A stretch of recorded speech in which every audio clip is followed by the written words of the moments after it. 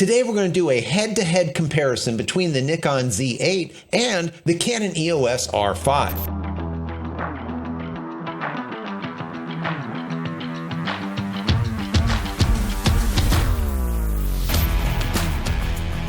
Hey everybody, welcome back to the channel. Thank you so much once again joining me for tea time. Today we have a little bit of misty morning and focus combination.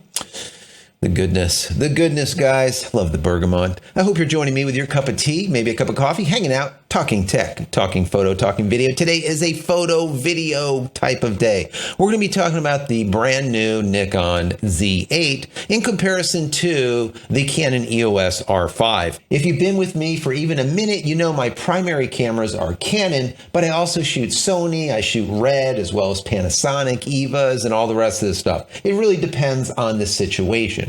There is no camera that is absolutely perfect for every single job, right? So you have to find what works for you and what your specific use case is. So we're going to be doing this direct comparison between the two to hopefully educate you or show you what the differences are so that you can make a decision what works once again for your use case. So let's start out by saying these two cameras are definitely years apart. The Canon EOS R5 was announced in July of 2020, 3 years prior to this announcement of the Z8. So it's definitely an older camera, but the question is, how does it stack up? So let's get into sensor first, because a lot of people want to know, like, how many megapixels, this, that, and the other thing. Now, they're both 45 megapixel sensors, so they're equal, let's say, as far as megapixels, but the technology behind them is not equal. The Canon EOS R5 has a basic 45 megapixel sensor, whereas the Z8 has a brand new backside illuminated stacked sensor, or BSI sensor. This is a major difference because you're going to get faster burst rates as well as improved low light performance when it comes to that Z8. It is simply a newer sensor, a better sensor in my personal opinion. Now, how does it actually work in real world? We don't know. We will find out soon. But in my personal opinion, according to the specs, I think that the Z8 will definitely outshine it, especially when it comes to low light. Now, some of you guys are going to be interested in ISO. What is that ISO performance? Personally, I think it's kind of stupid, but I'll give it to you anyways. The Canon will shoot from 100 ISO up to 51,600, whereas the Z8 will shoot from 64 ISO up to 25,600. Some folks are going to hear that information and think that, well, the Z8 will only go to 25,600, whereas the Canon goes all the way up to 51,200 ISO, so obviously the Canon is better. Well, just like I said prior to this, that sensor means a lot. This ISO rating means nothing. Remember, if you're shooting above 6,400, 12,800, anything above that anyways is going to be noisy as hell, and you're going to be putting all kinds of filters on it and mushing the pixels together so that they look halfway decent. You're not going to shoot up there anyways, all right? But this supposedly will show sensitivity. I personally think the actual sensor is what shows us sensitivity, and I would give that to the Nikon Z8 in my personal opinion. Once again, we don't know until those images come out. Now, when it comes to pixel shift and making a big ass image, the Canon EOS R5 does allow for 16 images to be shot, combined together to create a 400 megapixel massive image. Now, using pixel shift. The Z8 just simply doesn't have this technology, all right? Whereas the R5 does. So if this is something important to you, definitely the R5 would be for you to be able to make a massive pixel shift image, up to 400 megapixels. That's pretty damn big. Now, when it comes to video recording, they will both do 8K at 60p. The difference is when you get to 4K. The Z8 will do 4K at 60p, whereas the Canon can do 4K at 120p. But that difference is really not a lot when you talk about the major difference, and that has to do with how long can you record with each of these cameras. Well, the Z8 will allow you to record for 90 minutes if you're shooting 8K, or 2 hours if you're shooting 4K. The problem with the Canon EOS R5 is after 20 minutes, the damn thing is going to overheat. All right. So if recording a long period of time is something for you, the Nikon definitely has it over the Canon in spades. Now, when it comes to shutter speed, the Canon will go up to 1/8,000th of a second, whereas the Nikon Z8 will go all the way up to 1/32,000th of a second. That is an extremely fast shutter speed. But bear in mind, I told you about this in the last video, the Canon does have a mechanical shutter, whereas the Z8 does not. It is 100% fully mirrorless. Now, there's a lot of reasons for using a mechanical shutter even today, but I'm not going to get into it in this video. So let's get into burst speeds. Burst speeds are very, very similar. They both will burst at 20 frames per second. That is electronic. Whereas with the Canon EOS R5, will burst up to 12 frames per second, 12 FPS if you are shooting with that mechanical shutter. Once again, it is important, especially to someone like myself. Now, the autofocusing system is completely different on these two cameras. Yes, they all do face detection and eye detection and animal detection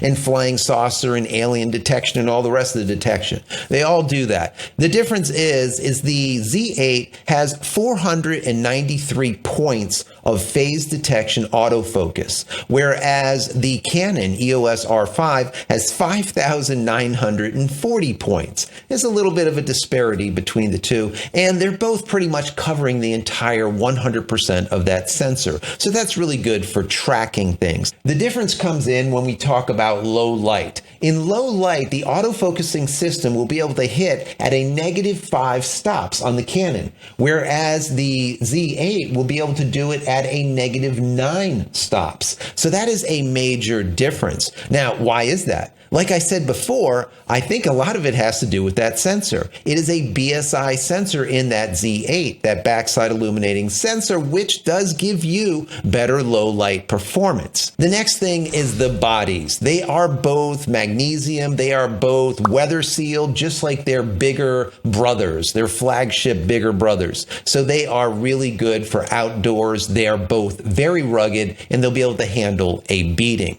Now, IBIS is another thing that a lot of us look into. Now, IBIS is in-body image stabilization. How stabilized? How many stops of stabilization is provided?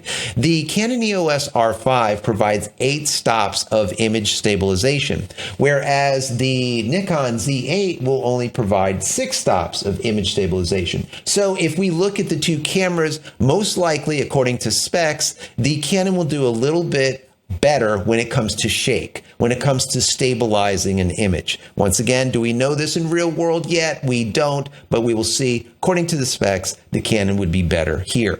Now, when it comes to the viewfinder or the EVF, the Canon EOS R5 does have a 5.76 million dot resolution EVF, which is quite good. It's probably second or third best on the market. Not bad at all. Whereas the Z8 is only coming in at 3.69 million dots. So that is a couple million dots less when it comes to the Z8. Let's call it 2 megapixel less. So the EVF on the R5 should be a little bit clearer, let's say, maybe even a little bit brighter. Now, the refresh rate, which is most important, is almost identical on both of these cameras. So what that means is how much flicker are you going to get in that EVF? The higher the refresh rate, the better it is. That's like if you see a monitor or an LCD panel that's at 60 hertz in comparison to one that's at 240 hertz, the 60 hertz, you might be able to perceive the slight blink. But at 240 hertz, you're not going to see any blink in that LCD panel. The same thing holds true with these viewfinders. They are high rate or high hertz, so you shouldn't see any type of blink at all. That's very, very important, especially if you are an OVF shooter like myself. For many, many years, going into an EVF has always been problematic because you get that slight blackout, you get a little bit of flicker. It just doesn't feel as true, let's say. It feels like like augmented reality, just like you would see in like a set of goggles or something. Anyways, the LCD panel on the back are very similar and not at the same time. They both are 3.2 inches and 2.1 megapixels. That's all great. But what changes is in the articulation. The EOS R5 is fully articulated, whereas the Z8 is not. It only has 4-axis type of articulation, meaning vertical and horizontal, that's it. You don't get the flippy rotational thing that you do with the Canon EOS R5. So if a fully articulating back panel is something that you absolutely need, the Canon EOS R5 is definitely going to be your friend. Now, when it comes to memory cards, the memory cards in these cameras are basically identical. They both have two. One is a UHS-2 and the other one is a high-speed CF Express card. So we're not going to have to worry about which one is better. I think one has a Type A, one has a Type B. It just doesn't matter at this point. The CF Express card is what a lot of you guys are going to use. And I think going forward, you'll probably see most cameras coming out with dual CF Express card slots. The problem right now is CF Express is extremely expensive, so people want to use some of those UHS-2 cards that they already have. They don't want to spend all of that money on the CF Express. But CF Express is the future, so we'll see what ends up happening. My prediction, once again, is all of these cameras, professional grade flagships, will have 2 CF Express slots in them in the near future, let's say. Now, when it comes to price, I got price wrong on the last video. I said it was going to be about $5,000 for the Z8, whereas it actually is going to come in at $4,000 for the Z8, just for the body alone. Now, if you want the Z8 with the lens, you can get the 24 to 120 millimeter f4 for a grand total of $5,000. So it's not too bad. $4,000 for the body itself, or $5,000 if you want the body with that 24 to 120. Now, on the EOS R5 side, remember this is 3 years old. The R5 you can pick up for right around $3,400 retail. And if you want to get a lens with it for $4,500, you can get the 24 to 105 f4. So they're very similar in price. So to kind of sum up, both of these cameras are awesome. They are fantastic cameras. But as you can see, the Z8 will outshine the R5 in certain circumstances, whereas the R5 will outshine the Z8 in others. So it's really going to be depending on you and your use case on which camera would be better for you. The other thing, of course, is lenses. If you are already a Canon shooter, you're probably more likely to go buy an R5 over a Nikon Z8. If you are a Nikon shooter already and you have a whole stable of lenses, you'll probably stick with a Nikon. That's just how it goes. And that's one of the things that I've said since day one on this channel. If you're looking to buy a brand new camera, be very vigilant in the lenses, or checking out or knowing what lenses are available for that specific manufacturer. And are those lenses the lenses that you need? If you need a tilt shift, for example, and that manufacturer doesn't provide it, well, you probably should go to a different manufacturer. Specialty lenses are not always available in every single manufacturer. Every single brand doesn't have it. So if they don't have it and you need it, well, you're going to have to look to another brand. The same thing with massive zoom lenses. Some companies do not have massive zoom lenses where others do. Do you need one for what you shoot? These are all things that you need to think about when going with a new manufacturer or migrating from one manufacturer to the other. Say that you're a Canon shooter and you want to go to Nikon. Well, does Nikon have all the lenses that you need, or vice versa? Same thing going to Sony. You need to make sure those lenses are available, because lenses are life. Lenses are everything. Anyways, guys, I want to know what feature is the most important feature out of all of these that we discussed to you. And which camera is more interesting to you, the Nikon Z8 or the 3-year-older EOS R5? Which one would work for your use case? I know which one would work for mine, but It really doesn't matter. I want to know what works for you.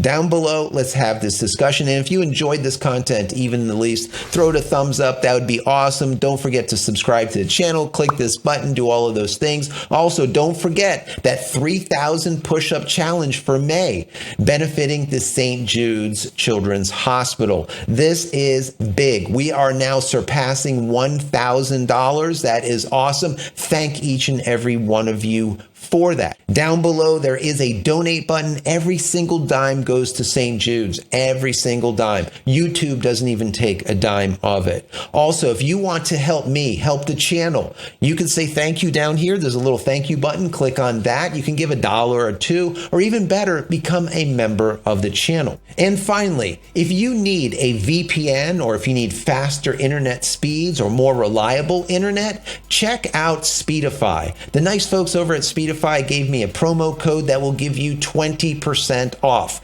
That promo code is JCristina, or you can just simply use my link. Use JCristina.com/speed. Once again, JCristina.com/speed. Right down below in the pinned comment as well as the description, you will see that. You can just simply click on it down there. Finally, head over to my website, JCristina.com, where you can find all the photography tools I've invented for you and me over the years, and hopefully there's something there that you might like. And if there is, please pick it up and support me and my family.